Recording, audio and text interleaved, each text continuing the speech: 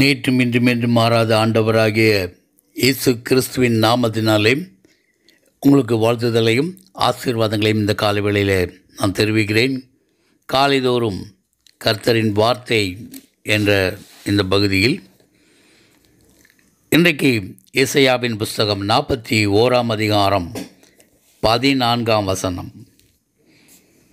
யாக்கோபு என்னும் பூச்சியே, இஸ்ரவேலின் சிறு கூட்டமே, பயப்படாதே, நான் உனக்கு துணை நிற்கிறேன் என்று கர்த்தரும் இஸ்ரவேலின் பரிசுத்தருமாகிய உன் மீட்பர் உரைக்கிறார். தர்மியான கால வேளையில் 2025 ஆண்டில் ஒரு சிறு கூட்டமாக, ஒரு பூச்சியைப் போல, யாராலும் மதிக்கப்படாத, மற்றவர்கள் பார்வையிலே தகுதியை இழந்து போயிருக்கிற, இழிவான நிலையில் பலவீனப்பட்டு போயிருக்கிற ஒவ்வொருவருக்காகவும் ஆண்டவருடைய வார்த்தை நம்மை நோக்கி வருகிறது. யாக்கோபு ஆதியாகமம் புஸ்தகம் 32 அதிகாரம் 9-10 வசனங்களிலே, பின்பு யாக்கோபு தன் தகப்பனாகிய ஆபிரகாமின் தேவனும் என் தகப்பனாகிய ஈசாக்கின் தேவனுமாய் இருக்கிறவரே, உன் தேசத்துக்கும் உன் இனத்தாரிடத்துக்கும் திரும்பிப்போ, உனக்கு நன்மை செய்வேன் என்று என்னுடனே சொல்லி இருக்கிற கர்த்தாவே, அடியேனுக்கு தேவரீர் காண்பித்த எல்லா தயவுக்கும் எல்லா சத்தியத்துக்கும் நான் எவ்வளவேனும் பாத்திரனல்ல.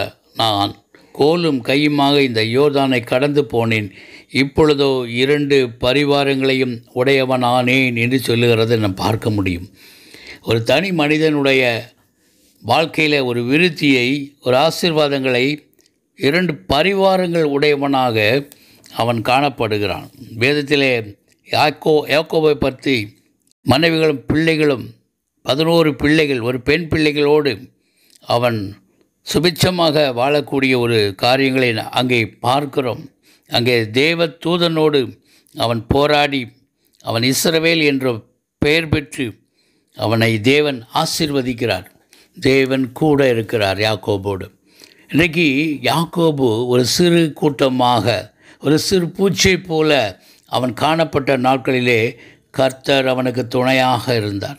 இன்றைக்கி அதே யாக்கோபின் தேவனை தெய்வமாய் கொண்டிருக்கிற நமக்கும் இந்த கால வேளையில் தேவனுடைய வார்த்தைகள் நமக்கு வருகிறது. ஒருவேளை ஒரு பூச்சியை போல நம்ம இருப்போமானால், தேவனுடைய வார்த்தைகள் அற்புதமாக, நான் உனக்கு துணை நிற்கிறேன் என்று சொல்லி ஆண்டவர் நமக்கு துணையாக இருக்கும்போது, அந்த வார்த்தை 13 வசனம் சொல்லுகிறது, உன் தேவனாய் கர்த்தராகிய நான் உன் வலதுகை பிடித்து பயப்படாதே, நான் உனக்கு துணை நிற்கிறேன் என்று சொல்லுகிறார். தேவன் நம்முடைய வாழ்க்கையிலே துணையாக இருக்கும் பொழுது, நாம் நம்முடைய வாழ்க்கையில் எல்லா பகுதிகளிலும் ஒரு பாதுகாப்பு, ஒரு பலன், ஒரு நன்மைகள், ஆசீர்வாதங்கள் நம்மை சுற்றி இருக்கிறது. நாளிலே கூட 2025 ஆண்டிலே தேவன் நமக்கு துணையாக இருக்கிறார். அதைத்தான் ஆண்டவர் மறுபடியுமாக ஞாபகப்படுத்துகிறார். சங்கீதம் 46:1, தேவன் நமக்கு அடைக்கலமும் பலனும் ஆபத்து காலத்தில் அனுகூலமான துணையும் ஆனார். தேவன் நம்முடைய ஆபத்து காலங்களிலே நமக்கு அனுகூலமான ஒரு துணையாய் இருக்கிறார். இதை நாம் அங்கே காண்கிறோம். அதே போல் சங்கீதம் 146:5 வாசிக்கும் பொழுது, யாக்கோபின் தேவனை தன் துணையாக கொண்டிருந்து தன் தேவனாகிய கர்த்தர் மேல் நம்பிக்கையை வைக்கிறவன் பாக்கியவான்.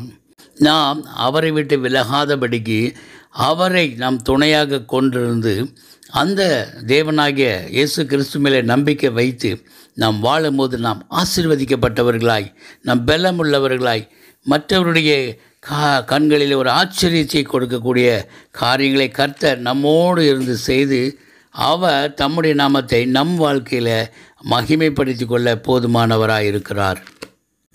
அந்த வார்த்தைகளை கேட்டுக்கொண்டிருக்கிற உங்களை தேவன், யாக்கோபு என்னும் பூச்சியே, இஸ்ரவேலின் சிறு கூட்டமே, பயப்படாதே, நான் உனக்கு துணை நிற்கிறேன் என்று கர்த்தரும் இஸ்ரவேலின் பரிசுத்தரும் ஆகிய உன் மீட்பர் உரைக்கிறார். நம்மை இன்னும் உங்களை ஆசீர்வதிப்பாராக.